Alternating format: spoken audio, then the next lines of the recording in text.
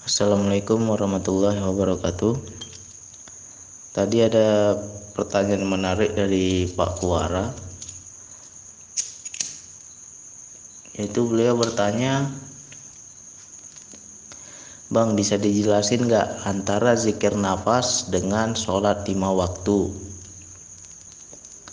Kok dengan zikir nafas orang bisa sadar Allah, tetapi dengan sholat orang jarang sadar Allah? Karena saya banyak melihat orang rajin sholat tetapi tidak sadar Allah.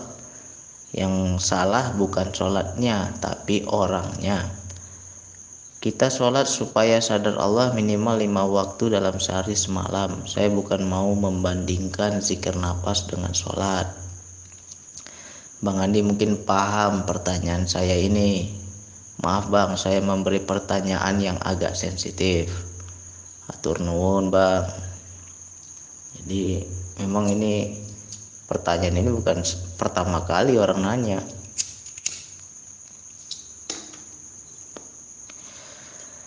Para pengamal zikir nafas rata-rata itu akan mengalami perbandingan. Ketika sholat begini, ketika zikir nafas begini, kok lain rasanya. Ketika berzikir nafas kita akan merasakan Allah yang dekat. Kita merasa khusyuk, kita merasa berisan, kita merasa sadar Allah.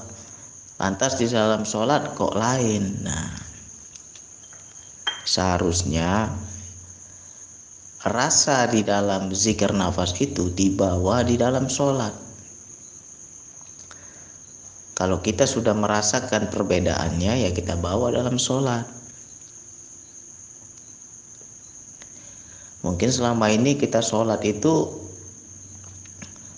sholatnya sholat patok ayam, nunggang nungging, tapi nggak ada kesadaran ke Allah. Nah, ketika kita memahami tentang kesadaran, ya sholatnya harus dengan kesadaran.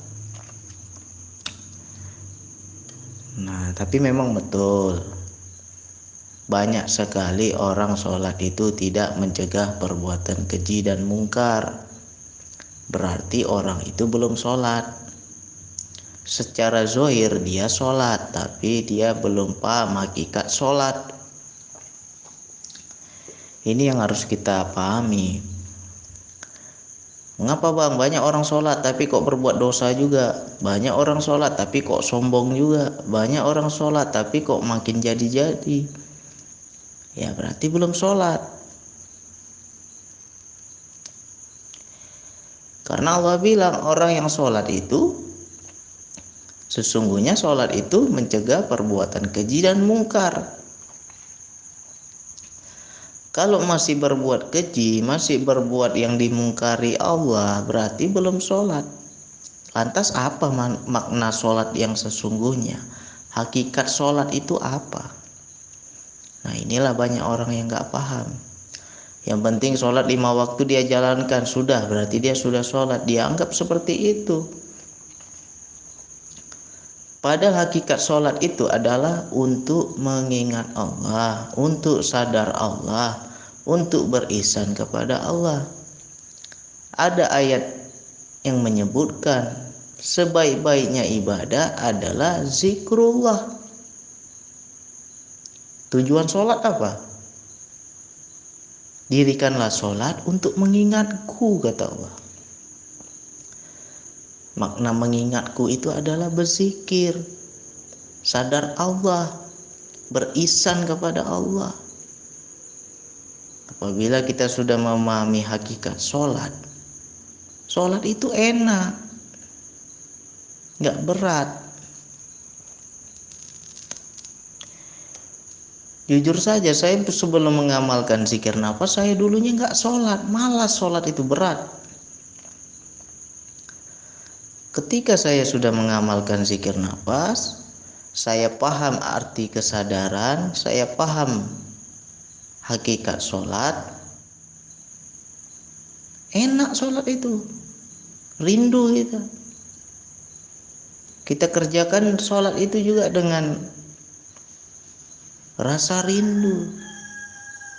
rasanya ingin bertemu Allah. Nah, jadi sebenarnya memang benar kita nggak membanding-bandingkan. Tidak ada kita membanding-bandingkan antara zikir nafas dan sholat. Cuman bagi yang sudah menjalani pasti akan merasakan perbedaannya, pasti terasa itu. Sholat dan zikir nafas itu sama-sama ritual. Kata Allah, dirikanlah sholat untuk mengingatku. Jadi makna sholat adalah ritual untuk mendekat ke Allah, berzikir kepada Allah, dan itu wajib. Zikir nafas ya sama juga, ritual juga untuk mendekatkan kepada Allah. Cuman bedanya di zikir nafas ini diajarkan tentang kesadaran, diajarkan tentang sadar Allah, sehingga zikir itu betul-betul berisan kepada Allah, ada rasanya.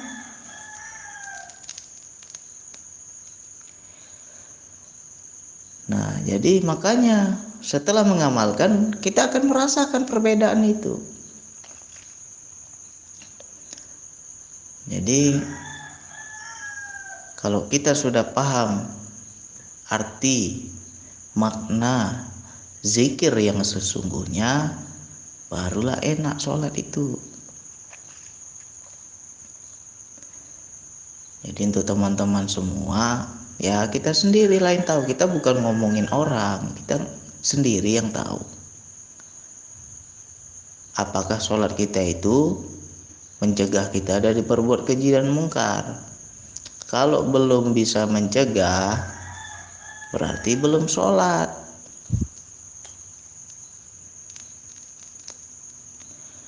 Lima waktu rajin tapi ngomongin orang juga. Ngajinya rajin tapi sirik sama orang juga. Sholatnya rajin tapi hatinya busuk. Di mana itu makna sholat itu? Berarti dia nggak berzikir, berarti hatinya nggak hidup, berarti dia nggak berisan, nggak sadar Allah. Bagaimana akan mencegah perbuatan keji dan mungkar? Nah, jadi kita bukan banding-bandingkan antara zikir nafas dan sholat, tidak. Justru kalau betul-betul kita sudah paham tentang kesadaran jiwa, tentang sadar Allah, tentang berisan, apapun ibadah kita ada Allahnya, pasti rasanya akan beda.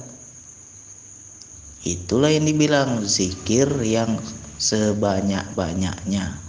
Jadi yang dibilang zikir sebanyak-banyaknya itu bukan waktu nyebut saja, bukan waktu kita berzikir saja. Segala gerak, tingkah laku, ucapan, hati, perasaan, prasangka, segala itu ada nggak kita zikir itu? Ada nggak sadar Allahnya? Kalau betul ada sadar Allah, itulah yang dibilang zikir sebanyak-banyaknya. Otomatis perbuatan keji dan mungkar akan terhindari. Mau ngapa-ngapain takut. Aku mau berkata dusta, Allah menyaksikanku, dan aku juga menyaksikan Allah sedang menyaksikanku. Gak berani berdusta, baru di hati udah takut.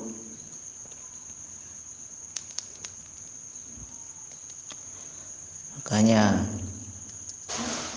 ini bukan kita ceritain orang, ya orang yang masih sholat masih belum benar, bukan berarti harus meninggalkan sholat. Ya harus betul-betul sholatnya itu harus sampai kepada hakikat sholat, harus paham sholatnya sebenarnya itu seperti apa.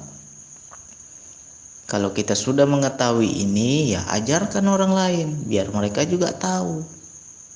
Jangan untuk diri sendiri, ajarkan. Jadi semoga ini dapat dipahami. Kalau teman-teman sudah mengalami, sudah membedakan rasanya, ajarkan orang lain. Semoga itu menjadi ilmu yang jariah.